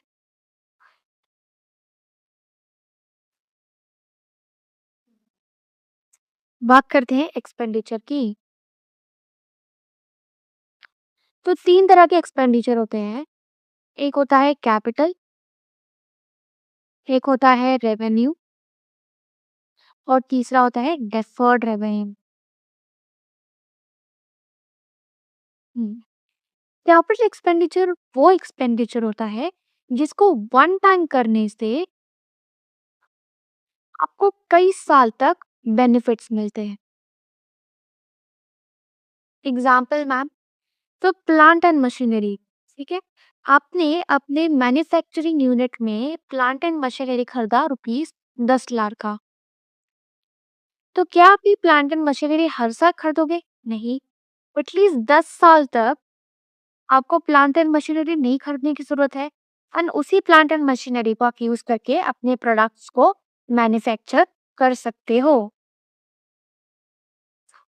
लेकिन रेवेन्यू एक्सपेंडिचर क्या होता है? अब ये प्लांट एंड मशीनरी रन करने के लिए आपको वर्कर्स लगेंगे और वर्कर्स का आपको देना होता है डेली वेजेस। तो रेवेन्यू एक्सपेंडिचर वो होता है जिसमें जैसे-जैसे बेनिफिट मिलेगा वैसे-वैसे आपको पेमेंट करना होता है। ये डेली होता है या वीकली होता है या मंथली हो सकता है, क्वार्टरली, सेमी एनुअली या एनुअली, ठीक है? लेकिन दूसरी जगह पे जो आपको सेम ही लग रहा है डेफर्ड रेवेन्यू एक्सपेंडिचर, लेकिन फिर यहाँ पे डेफर्ड वर्ड का मतलब क्या होता है? डेफर करना, मतलब उसे एक्सपेंस को डेफर करना। एग्जाम्पल से समझाती हूँ। आपने एडवर्टाइजमेंट किया रुपीज 10 लाख का, ठीक है? और आपको पता है आपने ये जो हैवी एक एडवर्टाइजमेंट किया है, इसकी वजह से आपको आने वाले 4 साल में इस एडवर्टाइजमेंट की वजह से बेनिफिट मिलेगा एंड आने वाले 4 साल तक आपको एडवर्टाइजमेंट करने की जरूरत नहीं है। लेकिन अगर आपने इस साल ही ये पूरा 10 लाख बुक कर दिया, तो आपको नहीं लगता आपका जो स्टेटमेंट आप बना रहे हो वो गलत पिक्चर पोर्ट्रे करेगा? क्योंकि क्या है, 10 साल पूरा इस साल के रेवेन्यू के लिए बेनिफिट किया आपने। तब ये जो 10 लाख आपने खर्च किए, इसकी बदौलत आपने ये साल रेवेन्यू कमाया क्या? नहीं। ये जो 10 लाख आपने खर्च किए डिवाइड बाय 4 करो, तो मतलब 2.5 लाख आपने जो इस साल खर्च किए, इस 10 लाख में से उसकी वजह से आपका रेवेन्यू इंक्रीज हुआ। वैसे ही ईयर 2 में आपको 2.5 लाख रुपए अपने एक्सपेंस दिखाने होंगे, ईयर 3 में भी 2.5 लाख रुपए एंड ईयर 4 में आपको 2,50,000। तो ईयर 1, 2, 3, 4 टोटल करोगे तो 10 लाख आता है। तो ये जो आपने एक बार पेमेंट कर दिया, लेकिन उसके बेनिफिट्स आपको काफ़ी साल तक, डिफाइंड नंबर ऑफ इयर्स तक मिलेंगे। तो जो डिफाइंड नंबर ऑफ इयर्स है, उसमें आपको ये एक्सपेंस को प्रोपोर्शनेटली डिवाइड करना होगा। तो अगर आप पूछोगे मैम कैपिटल एक्सपेंडिचर और डेफर्ड रेवेन्यू एक्सपेंडिचर में क्या डिफरेंस है? कैपिटल एक्सपेंडिचर में आपको असेट दिखता है, ठीक है? आपने प्लांट एंड मशीनरी खरीदा, क्या आपको वो टैंजिबल एसेट लग रहा है? आप उसको टच कर सकते हो, देख सकते हो। लेकिन क्या आप एडवर्टाइज़मेंट देख सकते हो? नहीं। मैं आपको और एक एग्ज़ाम्पल देती हूँ। जब भी कोई कंपनी शेयर्स इश्यू करती है ना, तो उसको एक एक्सपेंस बॉर्न करना पड़ता है, बेयर करना पड़ता है, वो होता है शेयर इशू एक्सपेंस। ठीक है? तो कंपनी ने जो ईयर वन में फंड्स उठाए हैं पब्लिक का पैसा जो उसने उठाया है,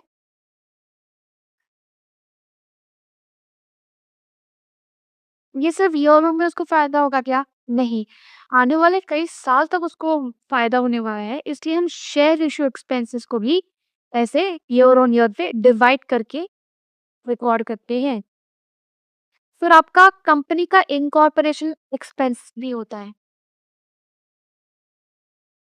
उसको भी आप एक साल में रिकॉर्ड नहीं करते हो, उसको कई साल में डिवाइड करके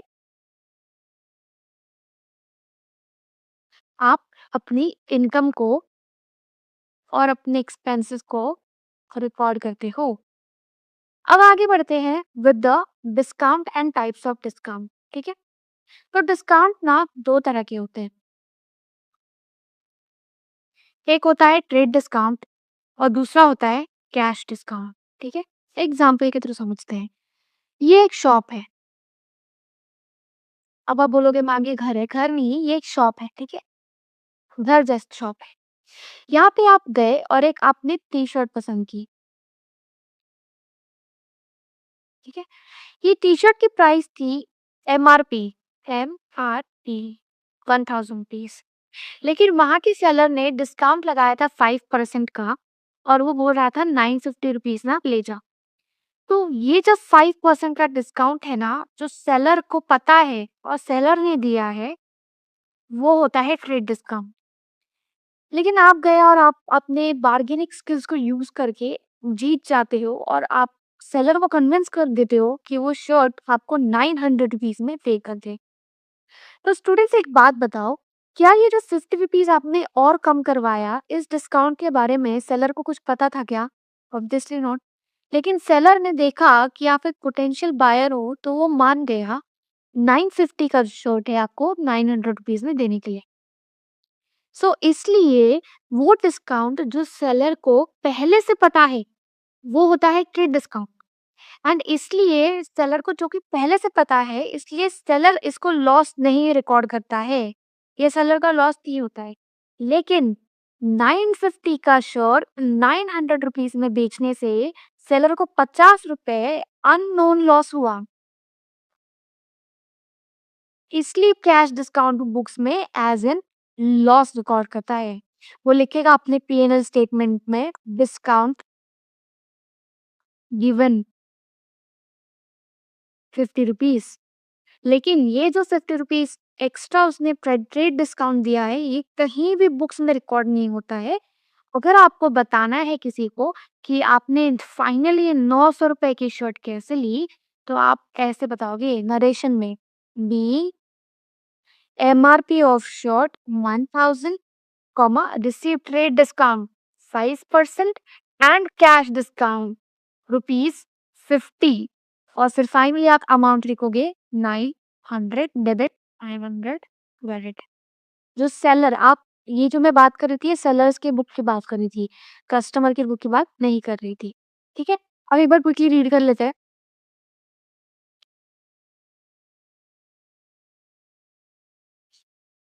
तो हाँ, capital expenditure, purchase of machinery, extension of building, purchase of computer. Revenue expenditure, rent paid, salary paid, wages paid. Deferred revenue, heavy expenditure on advertising, heavy legal expenses. वो मैंने आपको बताया शेयर इशू का या company incorporation की जो fees होती है। Then moving ahead with discount. तो ये ट्रेड डिस्काउंट क्या होता है, कैश डिस्काउंट क्या होता है, ये भी हमने बताया। और सॉल्वेंट पर्सन वो होता है जिसकी asset is greater then liabilities होती है। मतलब अगर कल को वो उसका बिजनेस नहीं चल रहा है और बिजनेस बंद करने की नौबत आ गई, एंड करने की, डिसॉल्व करने की, तो क्या उसकी कैपेसिटी है कि वो जितने भी लाइबिलिटीज हैं, मतलब जिनको पैसे देने हैं, उनको पैसे, अगर उसके पास कैश नहीं रहेंगे तो क्या उसके पास इतने असेट्स है, इतना उसके पास असेट्स है कि उनको बेच के लाइबिलिटीज क्लियर कर सके? तो अगर यस आंसर आता है तो सॉल्वेंट है और अगर नो आता है तो वो इनसॉल्वेंट है। ठीक है? तो एक एग्जांपल दिया है, असेट आपका 20 लाख है और आपके डेट्स मतलब लायबिलिटीज आपका 50 लाख है। देख रहे हो आप? अगर उसको 50 लाख रुपए देना है और उसके पास है ही 20 लाख है, तो 30 लाख के लॉस में चल रहा है, डेफिसिट में चल रहा है, लॉस नहीं, डेफिसिट में चल रहा है, इसलिए हम उसको बोलेंगे इंसॉल्वेंट पर्सन। तो आगे बढ़ते हैं विद दी अकाउंटिंग ईयर। मैंने आपको स्टार्ट में बताया 12 मंथ्स का होता है, starts on 1st April and ends on 31st March. Study concern, not for profit concern. आपको अभी बता देती हूँ, 12th स्टैंडर्ड में ये आपको 12 मार्क का क्वेश्चन आता है और ये भी आपको 12 मार्क का क्वेश्चन आता है। तो आप अभी डर गए होंगे कि क्या इतनी सी थ्योरी आपको 12 मार्क के लिए लिखनी होती है? Obviously not. ये तो उसका मीनिंग बताया है, बट इसके ऊपर क्वेश्चन आता है जिसमें आपको फाइनल अकाउंट्स बनाने होते हैं। ये भी मैं आपको 12th स्टैंडर्ड में पढ़ाऊंगी, so don't worry about that. तो ट्रेडिंग कंसर्न क्या होता है, बस इतना अभी फिलहाल समझ के रख लो। ट्रेडिंग कंसर्न वो होता है which is established with an objective of earning profit by selling goods, not for profit concern, social cause, for not for making profit but promoting art, social cause जैसे कि स्कूल्स, हॉस्पिटल्स, स्पोर्ट्स क्लब। अब बात करते हैं with goodwill. मैं अभी एक brand का नेम लिखने वाली हूँ एंड आपको खुद को रियलाइज हो जाए कि गुडविल क्या होता है। आप सबने ये ब्रांड सुना होगा, हल्दीराम। स्नैक्स की दुनिया में ये काफी ज्यादा फेमस ब्रांड है। क्यों? क्योंकि काफी कन्वीनियंट प्राइस ही है। छोटे पैकेट से लेके बड़े पैकेट में सब कुछ मिलता है, वैरायटीज काफी अच्छी है एंड हाइजीन का कोई इश्यू नहीं है, टेस्ट कांस्टेंट रहती है। एक और एग्जांपल ले लो, लेस। आप अगर उसके चिप्स ट्राई करते हो ना, तो आप कोई भी कितना भी पैकेट लो, लेकिन जो टेस्ट है, साइज ऑफ पोटैटो चिप है, वो कांस्टेंट यूनिफॉर्म रहता है। तो गुडविल क्या होती है? Goodwill is the reputation of Goodwill is the reputation of business which is expressed in terms of money. Expressed in terms of money. It is an intangible asset. आप क्या देख सकते हो हल्दीराम की जो वैल्यू है? Obviously not. लेकिन उसका रेपुटेशन है। कल को अगर हल्दीराम अपना बिजनेस सेल करता है तो उसको एक्स्ट्रा पैसे मिलेंगे। क्यों? क्योंकि उसके इतने सालों की एफर्ट्स को रिकॉग्नाइज करने के लिए। अब बात करते हैं प्रॉफिट की। तो प्रॉफिट तो बहुत इजी है, आपने अपने मैथ्स में भी सीखा होगा 11th स्टैंडर्ड में कि selling price minus cost price gives you profit and loss क्या होता है? Cost price is greater than selling price, then you get loss. मैं चाहती हूँ मेरे स्टूडेंट्स जो है उनको ये कंसेप्ट काफी ज्यादा क्लियर हो, which is difference between income and revenue. काफी सारे प्रोफेसर भी कंफ्यूज हो जाते हैं between income and revenue, but मैं चाहती हूँ मेरे स्टूडेंट्स को ये कंसेप्ट क्लियर हो। तो इनकम क्या होता है मैम? आपका बिजनेस है फोन बना के बेचने का, ठीक है? लेकिन आप बिजनेस ग्रो हो रहा है, तो आपने क्या किया? दूसरे कंपनी के शेयर्स ले लिए, कहीं पे गवर्नमेंट बॉन्ड में इन्वेस्टमेंट कर दी, उस पे आपको इंटरेस्ट मिल रहा है, या आपने किसी को लोन दे दिया, उस पे आपको इंटरेस्ट मिल रहा है, शेयर्स पे आपको डिविडेंड मिल रहा है। तो ये क्या आपका बिजनेस है? नहीं। अनटिल अनलेस आप इसी बिजनेस कर रहे हो, लाइक आप बैंक हो और आपका यही कोर बिजनेस है।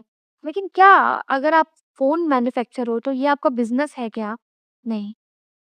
तो जो आपके कोर बिजनेस एक्टिविटी से पैसे आते हैं उसको रेवेन्यू कहते हैं और वही होता है आपका सेल्स। लेकिन जो आपके नॉन कोर बिजनेस एक्टिविटी से लेकिन पैसे आ रहे हैं आपके बिजनेस में, जैसे कि ये डिविडेंड बोला, इंटरेस्ट बोला, तो ये होता है आपका बिजनेस का income. So it is the revenue arising as a result of business transactions realized from services provided and earnings from interest, dividend, income, commission, etc. लेकिन रेवेन्यू क्या होता है? Has from its normal business activity, usually from the sale of goods or services to the customers. With this, let us quickly move ahead with the assets, liabilities and net worth. Assets काफी easy है।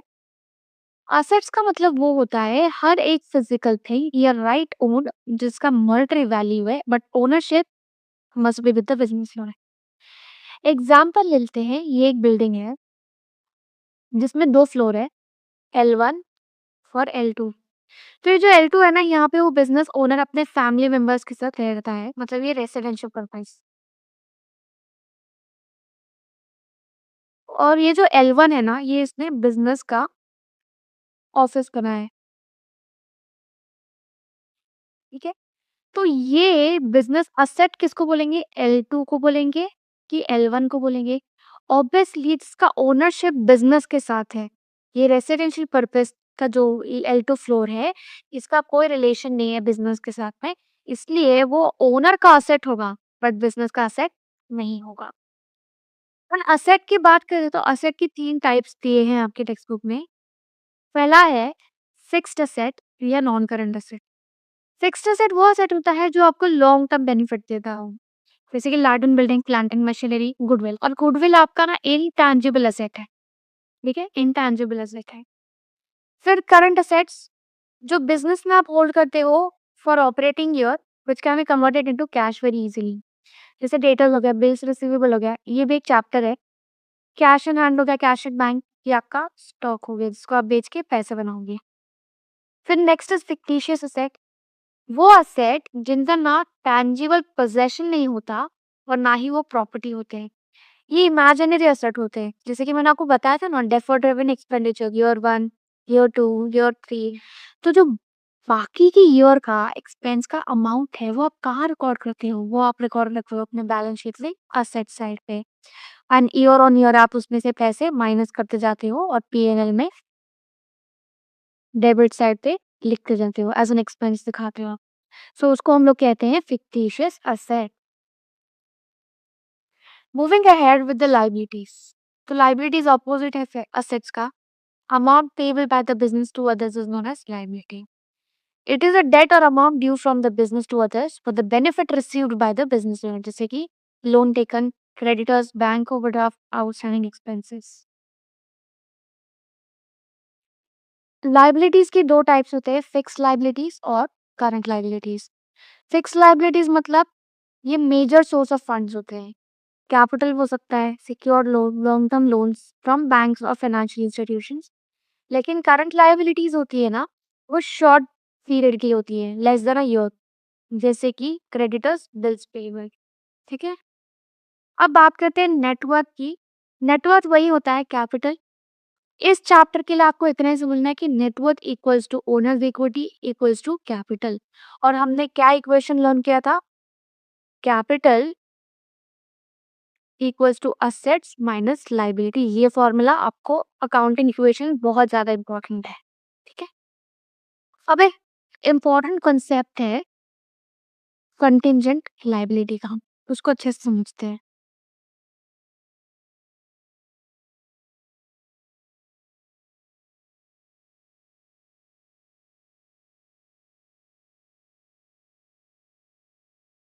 ठीक है, बात करते हैं about contingent liability. तो contingent liability वो होती है जो लायबिलिटी आपकी तब बनेगी अगर कोई इवेंट हैपन हैपन होता है या नॉट हैपन होता है। ये क्या आप नहीं समझा? एक एग्जांपल बताती हूँ। वर्कर ने आपके अगेंस्ट कोर्ट ऑफ लॉ में कंप्लेंट की फॉर कंपेंसेशन ऑफ ₹5,000। रीजन कुछ भी दे दिया वर्कर ने, मुझसे हमें कोई लेना देना नहीं है। तो ये क्या आपकी लायबिलिटी बन गई क्या जस्ट बिकॉज उसने कोर्ट ऑफ लॉ में कंप्लेन किया आपके अगेंस्ट? Obviously not. तो ये 5,000 की आपकी लायबिलिटी कब बनेगी? जब कोर्ट का वर्डिक्ट आता है in favour of the worker. So happening or not happening of a certain event will determine whether this 5,000 is your liability or not. So उसको हम लोग कहते हैं contingent liability। एक बार कुछ नोट्स में देख लेते हैं। So liability which may arise in future depends on happening or non-happening of a certain event is called as contingent liability. A worker makes a claim for compensation of 5,000 against the business and the decision is pending in the court.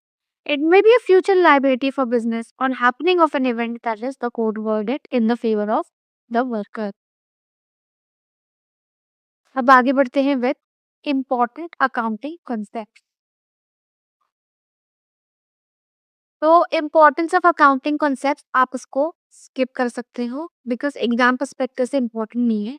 फिर भी मैं आपको बता देती हूँ कि accounting concept क्यों important है, क्योंकि हमें यूनिफॉर्मिटी चाहिए। देखा आपने स्टार्ट ऑफ द इंस्ट्रक्शन, अगर आपने देखा होगा इंट्रोडक्शन में, तो उसमें मैंने आपको बताया था कि मिस्टर एक्स अलग तरह का अकाउंटिंग मेंटेन कर रहे हैं, मिस्टर वाई अलग तरह का अकाउंटिंग कर रहे हैं।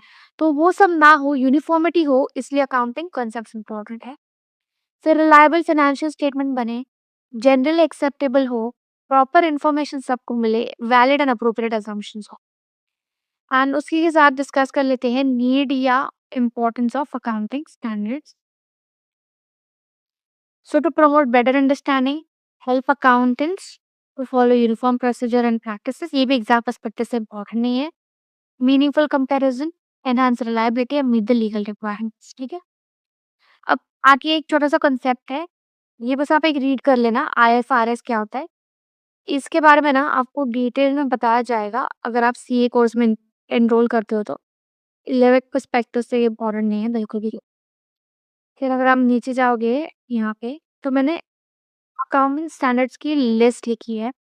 सो यहाँ पर डिटेल में आपको टेक्स्ट बुक में एक्सप्लेनेशन दिया है ईच अकाउंटिंग स्टैंडर्ड के बारे में, बट उससे आपका कोई लेना देना नहीं होना चाहिए। आपको सिर्फ ये पता होना चाहिए कि AS1 क्या है, disclosure of accounting policies, AS2 valuation of inventories. क्यों? क्योंकि एमसीक्यू में आपको एक बैक क्वेश्चन दिया है that cash flow statement is prepared by following dash accounting standard, तो AS3 ऑप्शन में दिया है, that is the correct answer. अब एक इम्पोर्टेंट नोट है कि AS6 एंड AS8 अबॉलिश हो गया है, मतलब ICAI ने उसको निकाल दिया है, हटा दिया है, क्योंकि वो दूसरे AS में उन्होंने मर्ज कर दिया। एंड ये जो है inwards of collar accounting standards codes and conducts, तो ये आप स्किप कर सकते हो क्योंकि अकाउंटिंग स्टैंडर्ड्स का आंसर में 1 सेकंड्स नहीं आता है। जस्ट आपको एक बार रीड करना चाहिए, इसलिए मैंने यहाँ पे डाला है। एंड क्विक रिवीजन टेबल, ये इंपॉर्टेंट है अंडरस्टैंडिंग के लिए, अगेन आपको इसको लर्न नहीं करना है, ठीक है। सो इसके बाद हमारा चैप्टर कंप्लीट हो जाएगा एंड देन मैं डिस्कस करूंगी द बैक आंसर्स, और टेक्स्ट बुक से भी आपको गो थ्रू करवा दूंगी। हमने जो भी कवर किया है वो टेक्स्ट बुक से ही कवर किया है, आपको यकीन हो जाए इसलिए मैं एक बार टेक्स्ट बुक से भी दिखा दूंगी, ठीक है। बहुत इंपॉर्टेंट है ये अकाउंटिंग कॉन्सेप्ट, इसको क्विकली डिस्कस कर रहे थे। तो अभी थोड़ी देर पहले मैंने आपको एक बिल्डिंग का एग्जाम्पल दिया था, ठीक है, जिसमें L1 L2, L2 में वो आदमी ओनर खुद रह रहा था और L1 उसने अपने बिजनेस के लिए यूज किया था, ऑफिस बना दिया था। तो आप अगर बिजनेस इनकम या बिजनेस एक्सपेंस रिकॉर्ड कर रहे हो तो उसका रिलेशन बिजनेस से होना चाहिए। तो अगर मैं, ये मेरा पूरा प्रेमाइसिस 50,000 का रेंट है, तो 25,000 में तो मैं खुद रह रही हूँ और 25,000 मैंने ऑफिस बनाया है। तो ये जो 25,000 मैं पे करूंगी ये मेरा बिल्डिंग का रेंट होगा which is an business expense, which is a business expense. लेकिन बाकी के जो 25,000 मैं पे कर रही हूँ वो होगा मेरा क्या, ड्रॉइंग्स। तो ये है एक important concept which is business entity. दूसरा मनी मेजरमेंट। फिर मेरे बिजनेस में मेरे पास 5 कंप्यूटर है, 2 टेबल है और 3 चेयर है। तो मैं अगर असेट की बात करूँ तो मैं बोलूँगी मेरे पास 10 असेट्स है? नहीं। हम लोग हमेशा अपना असेट हो, लायबिलिटीज़ हो, एक्सपेंस हो या इनकम हो, हम जो भी इन्फॉर्मेशन बताते हैं वो हमेशा हम लोग मॉनेटरी टर्म्स में बताते हैं। तो वो हमें क्या बता, कौन-सा कॉन्सेप्ट बताता है, monetary measurement. Next is cost concept, ठीक है? तो अगर आपने ये जो सोफा है, ये अपने बिज़नेस के ऑफिस के लिए खरीदा, 3 लाख रुपए देकर, पर एक दिन तुरंत बाद वो हो जाता है 1 लाख रुपए या हो जाता है 1.5 लाख रुपए। तो क्या मैं ये बोलूँ कि मैंने भले 3 लाख रुपए दिया लेकिन इसकी वैल्यू मैं रिकॉर्ड करूँगी 1 लाख रुपए और मैं या तो उसकी वैल्यू रिकॉर्ड करूँगी 1.5 लाख रुपए। लेकिन आप बच्चों खुद मुझे बताओ कि आपकी जेब से कितने पैसे गए? पूरे 3 लाख रुपए गए। तो आप ये 1 लाख हो, 1.5 लाख हो या 2 रुपए हो जाए उस सोफे के, उससे आपको क्या लेना? आपकी जेब से तो पूरे 3 लाख गए, का कॉस्ट 3 लाख हुआ, तो आप इसको टच नहीं करोगे। ये होता है कॉस्ट कॉन्सेप्ट। इसको हम लोग बोलते हैं हिस्टोरिकल कॉस्ट पे रिकॉर्ड करना। क्या कहते हैं? हिस्टोरिकल कॉस्ट पे रिकॉर्ड करना, ठीक है? Next is consistency concept. तो अगर आप कोई भी असेट खरीदते हो, अब इससे प्लांट एंड मशीनरी, तो आपको क्या लगता है वो ईयर 1 में जिस कैपेसिटी पे चलेगा, जिस तरह चलेगा, वो ईयर 10 में भी चलेगा?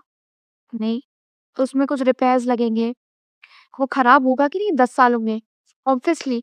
तो जो खराब हो रहा है वेयर एंड टेयर की वजह से, उसके लिए हम लोग डेप्रिसिएशन चार्ज करते हैं। तो डेप्रिसिएशन के ना कई सारी मेथड है।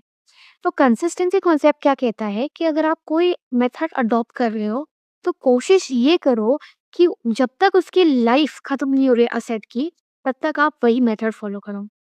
ये हमें क्या कौन सा कॉन्सेप्ट कहता है? Consistency concept. अब नेक्स्ट बात करते हैं कंजर्वेटिज्म कॉन्सेप्ट। ये बहुत ही इंपॉर्टेंट कॉन्सेप्ट है, इसको स्टार मार्क कर देना। क्योंकि कई बार ना प्रोफेसर समझा रहे थे बट बच्चों को समझ में ही नहीं आता कंजर्वेटिज्म कॉन्सेप्ट, क्योंकि प्रोफेसर सिर्फ ये एग्जाम्पल बताते हैं क्लोजिंग स्टॉक का। हमने स्टार्ट ऑफ द डिस्कशन में डिस्कस किया था कि एएस2 बताता है कि आपकी जो इन्वेंट्री है उसको आप वैल्यू करोगे लोअर ऑफ कॉस्ट, कितना बनाने का खर्चा लगा, या फिर एनआरवी मतलब आज अगर आप असेट को बेचते हो तो कितने पैसे मिलेंगे, उन दोनों का लोअर। और इतना समझा के खत्म हो जाता है, बट नहीं, कंजर्वेटिज्म का मतलब ये नहीं होता। ये तो एएस2 का मतलब हुआ। लेकिन कंजर्वेटिज्म क्या कहता है कि आप एक नई शीट में ले लेते हो। सो कंजर्वेटिज्म,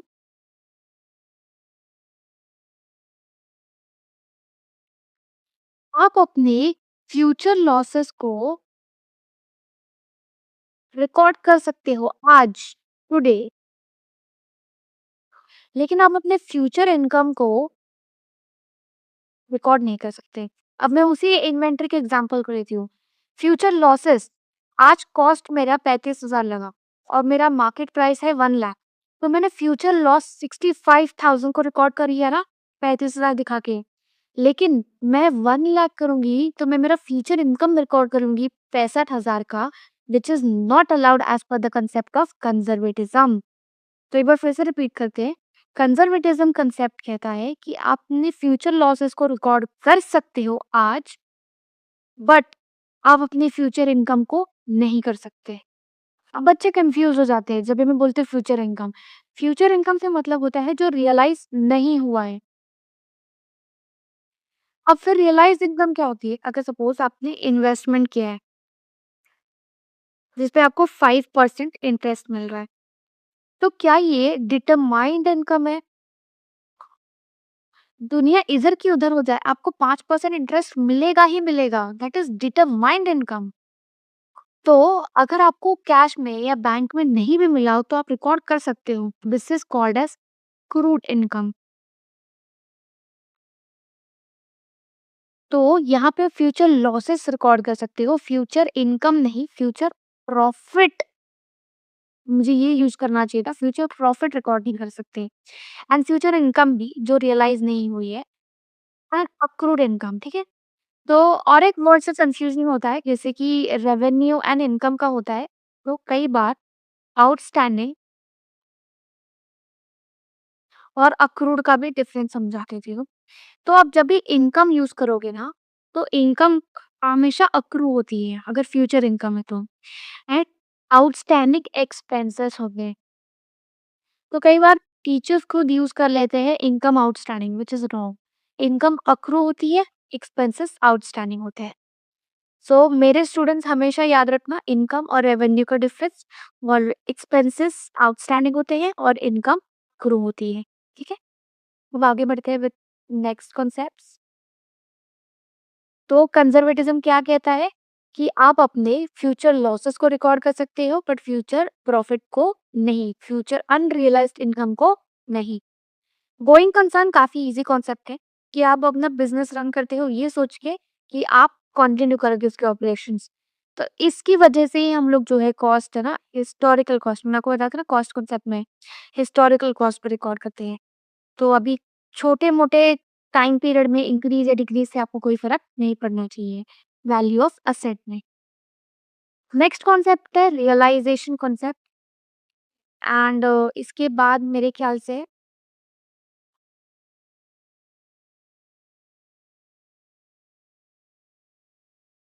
थोड़े कॉन्सेप्ट्स बाकी है, ज़्यादा बड़ा चैप्टर नहीं है, थोड़ा-सा ही टॉपिक बाकी है। क्विकली देख के कंप्लीट कर देते हैं, बाकी आंसर्स भी डिस्कस कर लेते हैं, ठीक है? तो रियलाइज़ेशन का एक एग्ज़ाम्पल के थ्रू समझ लेते हैं। एक कंपनी है, उसको ऑर्डर आया है सेल करने के लिए गुड्स 1 लाख रुपए की, ठीक है? और मई 2027 में वो ऑर्डर आता है। लेकिन जून 2017 तक मई 2017 नहीं, आई एम सो सॉरी, जून 2017 तक उसने कंपनी ने सिर्फ 60,000 के गुड्स सेल किए और डिलीवर किए। तो कंपनी अगर सितंबर में रेवेन्यू रिकॉर्ड कर रही है, अपनी रेवेन्यू इनकम, रेवेन्यू क्योंकि सेल ऑफ गुड्स हो रहा है, तो रेवेन्यू रिकॉर्ड कर रही है सितंबर में, तो 60,000 ही करेगी। As per the principle of realization, the sale is to be recorded in 2017 June. अब क्यों?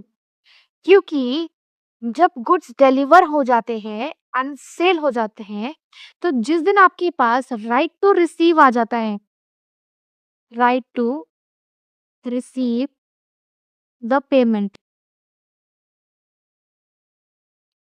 तो उस दिन आप रेवेन्यू रिकॉर्ड करते हो। तो भले ही आपने मई में ऑर्डर रिसीव किया, मतलब आपको आया ऑर्डर, एंड आपने जून में डिलीवर किया, तो डिलीवरी के बाद आपके पास राइट टू रिसीव आ गया 60,000, तो इसलिए आपको रेवेन्यू कहाँ रिकॉर्ड करना है, कब रिकॉर्ड करना है? जून 2017 में। अब बात करते हैं अक्रू का। तो मैंने इनकम बताया, आपका अक्रू होता है जिसे company invested 1 lakh rupees in a bank for 1 year on 1st October. Bank has to pay interest 10% on maturity, that is 30th September. So this is accrual concept. Dual aspect क्या होता है? इस concept के according हर transaction का 2 aspect होता है। जैसे कि अगर ओनर ने अपने बिजनेस में पैसे लगाए, तो ओनर की जेब से पैसे गए और बिजनेस की लायबिलिटी आ गई कि जब बिजनेस बंद होगा, तो बिजनेस बंद होते ही उसको, ओनर को, वो पैसे वापस करने। सो उस वो किस कंसेप्ट के ऊपर बेस्ड है? That is based on dual aspect. Next is disclosure.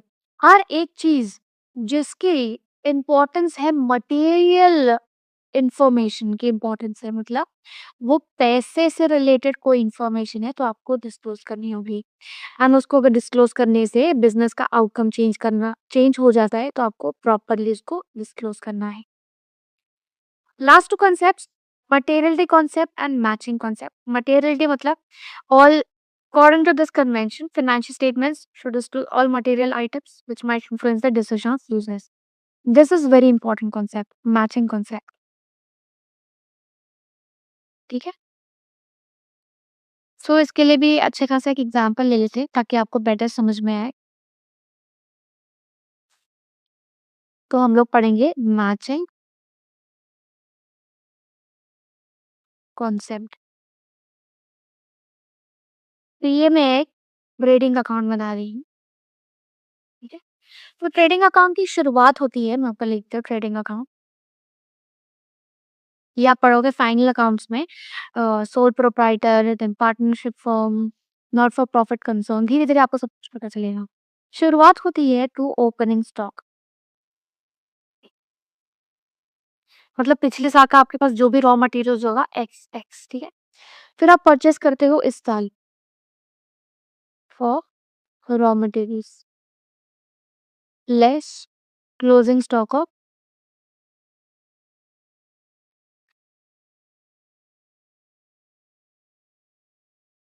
Raw materials consumed, और यहाँ पे आता है बाय सेल्स। सपोज मैं 10 लाख लेती हूँ, यहाँ पे मैं लेती हूँ 1 लाख, यहाँ पे लेती हूँ 2 लाख और यहाँ पे 1 लाख, ठीक है? तो इमेजिन करते हैं ये सिनेरियो नहीं था, ठीक है? ये नहीं है। तो मैंने दिखाया कि मैं 10 लाख रुपए की सेल की, उसमें से मैंने 3 लाख रुपए खर्च हो गए, कैसे? पिछले साल का रॉ मटेरियल और इस साल का 2 लाख रुपए का मैंने रॉ मटेरियल खरीदा। क्या आपको नहीं लगता वो गलत है? क्यों? क्योंकि क्या आपने जो 2 लाख रुपए का रॉ मटेरियल खरीदा, ये पूरा इस्तेमाल हो गया सेल्स करने में क्या? नहीं। 1 लाख का तो ये आपके पास बचा है ना। तो मैचिंग कॉन्सेप्ट ये कहता है कि आपका जो रेवेन्यू आपने अर्न किया है, it should properly match with the expenses that have been incurred to earn this revenue. तो ये जो 1 लाख रुपए है, जो अपने क्लोजिंग स्टॉक बच गया है, ये आपका एक्सपेंस अभी तक इनकर ही नहीं हुआ है। ये तो आपके पास पड़ा ना रॉ मटेरियल, तो ये आपकी असेट नहीं हुई। तो मैचिंग कंसेप्ट आपको ये कहता है कि आप पूरे 3 लाख का नहीं दिखाओगे कॉस्ट रॉ मटेरियल का, आप दिखाओगे। तो मैचिंग कॉन्सेप्ट ये कहता है कि आप ये पूरे 3 लाख रुपए का कॉस्ट नहीं दिखाओगे, क्योंकि पूरे 3 लाख रुपए तो खर्च ही नहीं हुए 10 लाख रुपए कमाने के लिए। सिर्फ 2 लाख रुपए खर्च हुए 10 लाख रुपए कमाने के लिए।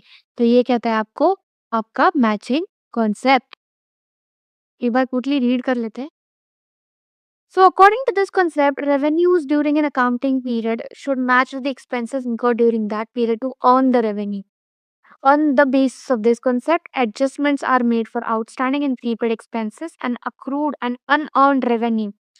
Due provisions are made for depreciation of the fixed assets, bad debts, etc. relating to the accounting period. So with this, students, we have completed the first chapter of your bookkeeping and accountancy. We would quickly हम लोग text book से भी go through कर लेते हैं। हमने ये definition discuss किया, डिफरेंशिएशन बेसिकली, फिर हमने मीनिंग देखा, फिर हमने बेसिस ऑफ अकाउंटिंग सिस्टम भी देखा, फिर हमने क्वालिटेटिव कैरेक्टरिस्टिक्स भी देखे, एकदम डिटेल में पढ़ा हम लोगों ने। फिर हम लोगों ने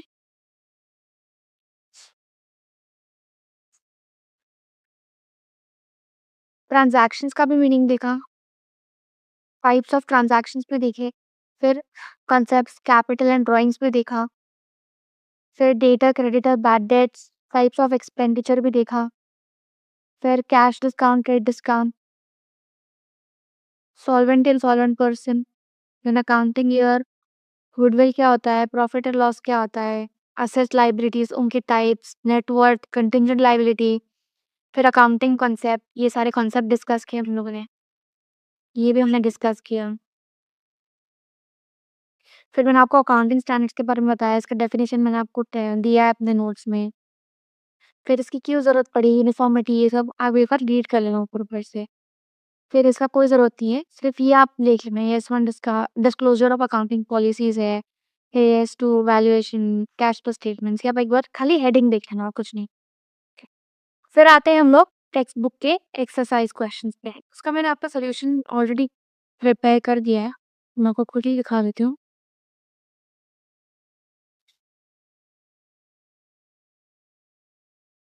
तो आप देख सकते हो आपको किस तरह का क्वेश्चन आता है। ये चैप्टर 5 मार्क्स के लिए इम्पोर्टेंट है, तो उसके अकॉर्डिंगली आप प्रिपेयर करना। Answer in one sentence what is book keeping, तो मैंने आपको डेफिनेशन लर्न करवाया था। What is meant by goods, what is capital, drawings, goodwill, ये सब आपको इजी आ जाएगा आंसर।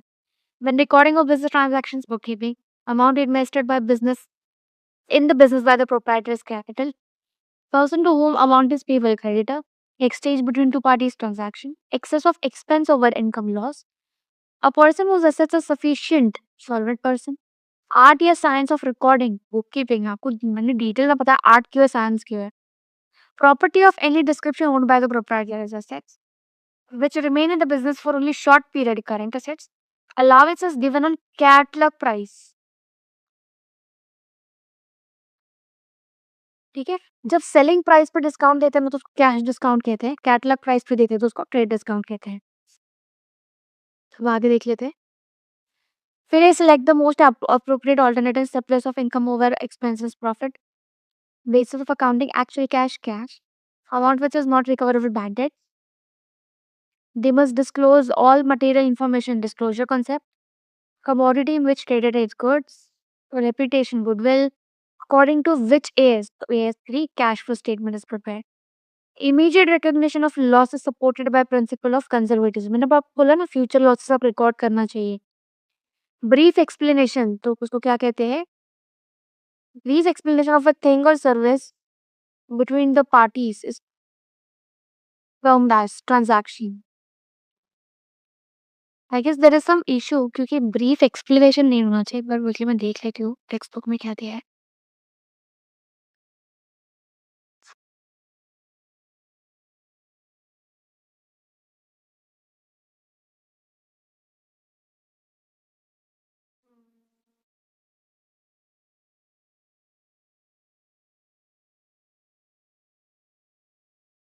हाँ, मैंने हम कहा था ना कि हमने कुछ गलत लिख दिया यहाँ पे।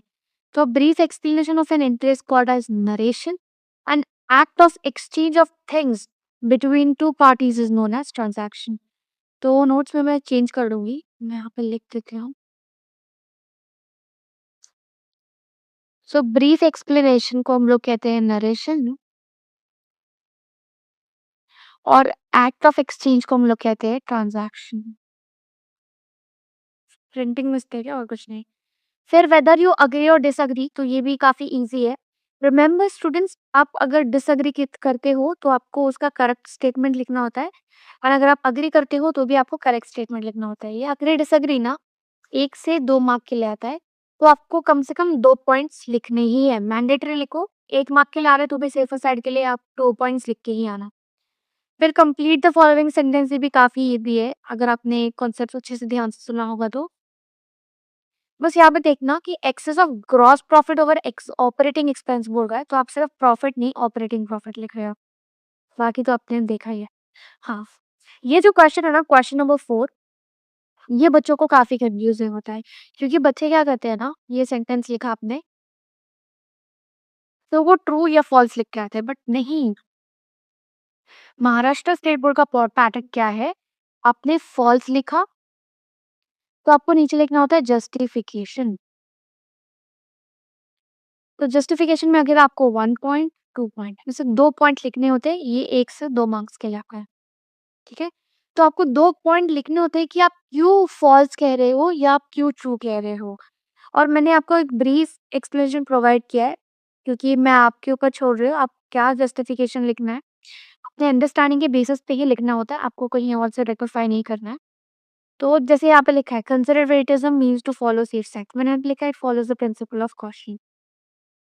देन आप अन्य आप ये भी लिख सकते हो कि आप फ्यूचर लॉसेस रिकॉर्ड कर सकते हो, बट फ्यूचर प्रॉफिट्स नहीं, फ्यूचर अनरियलाइज्ड इनकम नहीं। मैं आप एक एग्जांपल दे देना, it's as simple as that.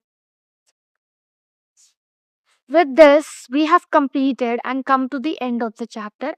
अगर आपको कोई भी डाउट हो तो आप इस वीडियो के कमेंट में अपने डाउट्स को पोस्ट कर सकते हो। अगर आपको ये वीडियो अच्छी लगी हो, आपको क्लियर अंडरस्टैंडिंग हुआ हो, तो ही लाइक करना इस वीडियो को, अदरवाइज आप छोड़ सकते हो। और अगर आपको इम्पोर्टेंट अपडेट्स मिस नहीं करने हैं, क्योंकि मैं सारे चैप्टर्स के वीडियो लेक्चर्स अपलोड करने वाली हूँ, so subscribe to academy channel. And यहाँ पे हम आपको महाराष्ट्र स्टेट बोर्ड के 11th एंड 12th कॉमर्स का एक्सेप्ट द लैंग्वेजेस ऑलमोस्ट सारे सब्जेक्ट्स को हम कवर करने वाले हैं। सो until then, stay tuned, stay healthy.